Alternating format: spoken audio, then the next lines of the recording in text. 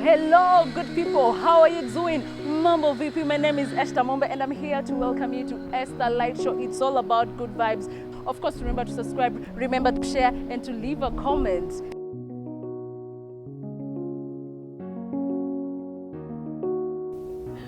What's up, good people? How are you doing? Mambo VP, my name is Esther Mombe. And oh my goodness, I am back. And this is so exciting. I'm really happy to be back. It's been a while, it's been a minute. I missed doing this. But do you know what? I am ready. Ooh, like never before. So karibuni sana. And yeah, if you are new here, please remember to subscribe, remember to share, and of course, ikikubamba, tupa comment pale in the comment section. You know how we do it. Yes. So I'll be doing, of course, I'll be talking about different things. So we are starting with a certain segment. It's about unlikely women in the Bible who changed eternity. So I'll just be really storytelling. Previously I used to storytell about my own life. But again I realized where sijaishi 50 years, so sina vitu mingi za kusema. Yeah, so there is something that I've been reading, and it was just about some women in the Bible really who changed eternity. Who they were, and when I say unlikely, of course, I mean when we look at them, we didn't think there is anything beautiful that could come out of them, or we didn't know that they could actually think outside the box. You know what I'm trying to say? Yeah, so it's really beautiful, really interesting. The Bible is really interesting. By the way, kuna movie, yama movie ni Bible. Yeah, movie ni Bible. So of course today we are going to start with the story of Tamar. Yeah, so I know most of you know about Tamar. Yeah, so it's basically the story of Tamar, but I'm trying to make it a little bit interesting. Okay, yeah, so let's do this. Yes, let's do this. So of course now we are starting with how we knew Tamar. So we knew Tamar from Judah, So Judah married a wife who was a Canaanite woman. And tunajua, of course, Canaanites walikuwaga wana worship idols. They didn't believe in the real God, in the God of the Israelites, the Lion of Judah, the mighty Father, the Prince of Peace. Come on, yes, that one. Of course, she was called Shua. Yeah, the wife to Judah was called Shua, and of course they had Canaanites religious practices like human sacrifices. Worshipping multiple gods. Like it was a lot. The Canaanites were wild, when it came to Israel rituals zao, Israel religion zao, they were really wild. It was so bad, So they had 3 sons, Judah with Shua, the Canaanite woman. They had Er, and they had Onan, and they had Shelah. Yes, they had 3 sons. So venye Er alikuwa, the firstborn Er alikuwa mkubwa, of course, Judah akamtafutia mamaz, and this mamaz was Tamar. Yeah, so this is where now we get to meet Tamar. So Tamar alikuwaga, she didn't really know God that much, but alikuwaga meskia, alikuwa meskia there is a God, and alikuwa meskia about Jesus.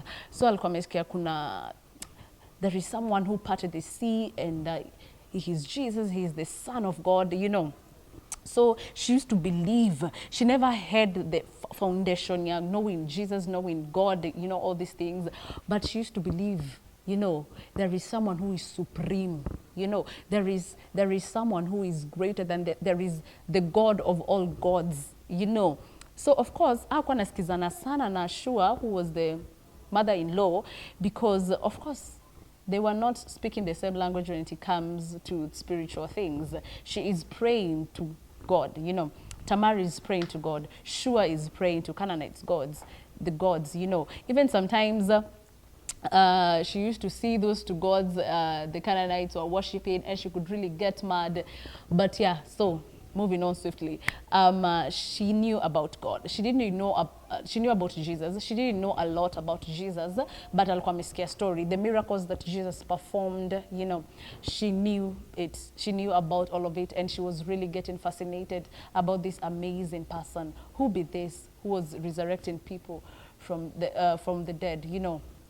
Yeah, so eventually, of course, when you get married, you want babies, So she was having She was making love with the husband Er, and they had not yet conceived or sired a child together. But Er was not a man after God's heart. He was not a good man. He was a very, very evil man. So eventually God put him to death. And of course, according to the culture then, after nini ukimari na bwanako akufe na amna mtoi bado, una marry the younger brother. Of course, una marry the younger brother, ndio kubaki, inaitwa kukuwe na offspring. Generation zisonge, generation isiishie hapo. You know, so akamari the younger brother who was Onan, yeah? So Onan also wasn't so much of a good person, you know. You remember their mom worships gods, you know, and she was very, do I call her controlling? For lack of a better word. So look, unapata watoto wake wote ni kama pia wali end up being into these gods, no, you know? Yeah, so katika, of course, Onan took over Tamar as his wife, and katika harakati za hapa kule alikuwa tu anaingia huko hivyo anamwaga nje. Tabia za wanaume wengi, please, I hope you're watching and you're learning, you know. But of course, because of that was sin, so God struck him to death, put him to death, and also he died. So now the last child is Shelah. But Shelah is too young. So of course Judah akambia Tamar arudi kwao. Of course alikuwa ameogopa, okay, my firstborn ameenda, secondborn anaenda, what's wrong with this woman? She cursed or something. Like any other human being, you'll be scared, you know. So Tamar akarudi kwao. And of course, Akavang was a widow. Now she was mourning. She was crying. You know, she does not have babies.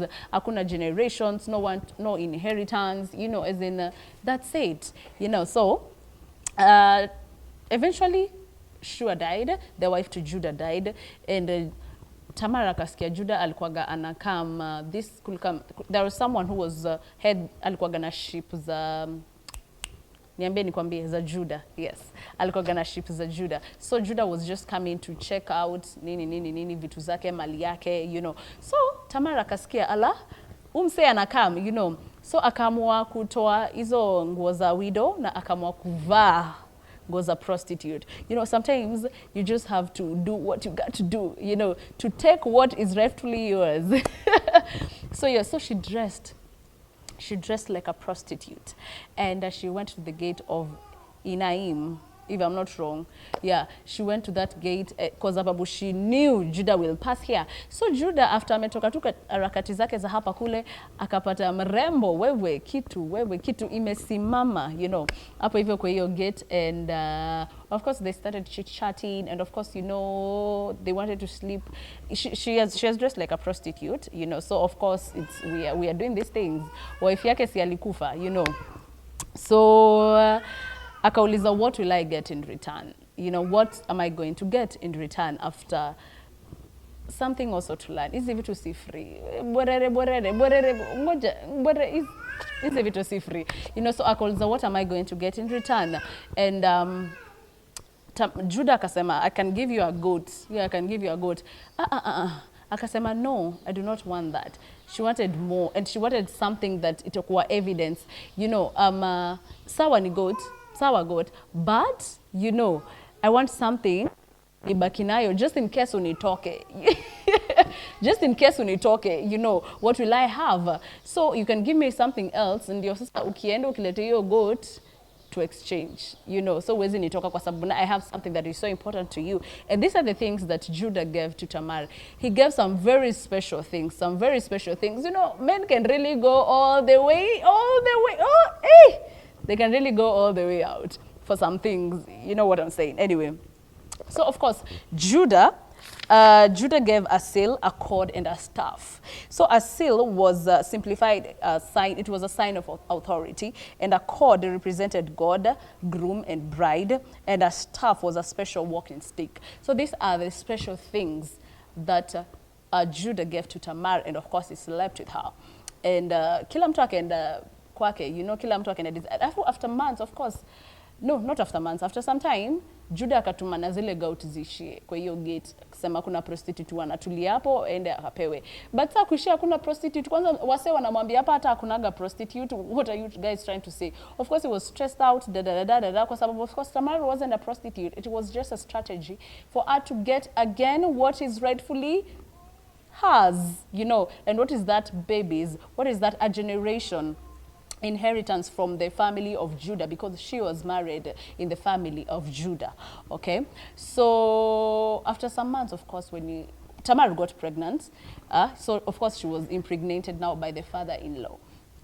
And after some months, mtoi tumbo inashow dididididi. So now ripoti ikaendea Judah that your daughter-in-law is pregnant. You know, of course wanajua si Shela. Shela aliachwa kuwa mtoi na story yake ilishia tu mahali, you know. So she never got married to Shela, who was the last born son. And the punishment to that was being stoned to death, you know.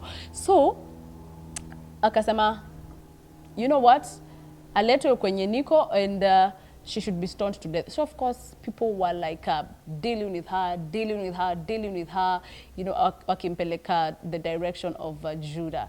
And she just said, hey, tulieni. So she gave out these three things: the seal, the cord, and the staff.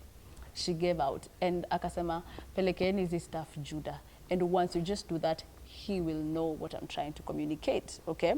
Kwa sababu akianza kusema, oh, ni ya Judah, nobody could have believed that. So of course she was smart enough. She was very smart kuitisha these things kwa sababu no, she has the evidence of, I mean, you are the father to this child. So kupelekea Judah was so broken, you know. He actually felt ashamed of himself kwa sababu, oh my goodness, I am here judging this little girl. Kumbe hata singejua this is my daughter-in-law. Yeah, it's good to always let the Holy Spirit guide you, mazi, and it's always good to have discernment, you know. But anyway, akasema that people should stop it, like asistoniwe to death na watu wamwache, and he is the father to the children. So of course Tamar alitoka from her home akarudi back to the family of Judah where she was married, and they had, God bless them with twins. Imagine, God bless them with twins. But from that time, Judah never slept with her again. Like she just stayed there. Like someone in the family of Judah, they never slept together ever again. But she had twins. These twins are called Perez and Zerah. Yeah, she had twins. And unajua alikuwa kwa lineage ya Jesus Christ. They ended up being kwa lineage of Jesus Christ. If I'm not, no, I'm wrong. I don't know. It's Rahab. Yes, I'm confusing it with Rahab. No. So yeah, so that was really beautiful, you know. So I don't know what you learned from there, but what I learned is Kweni go-getters. Know what is rightfully yours and go for it, you know. And sometimes you don't have just to sit around and mourn. She had all the reasons to just sit and, of course, Abakina Izo was a widow and mourn years over years, you know. But no, once she got an opportunity, once she heard that Judah is around where she was living, she took advantage of that. And akuenda na mourning, the clothes of a mourning widow. Akasema, oh, nione huruma. No. You know, she dressed proper. You know, you dress according to what you want to receive. She wanted to receive what prostitutes receive, and that is what she received. And eventually she went back to her marital home, you know, and she was blessed with twins for that matter, you know, and they ended up just living well, and God blessing them, na maisha ikaendelea.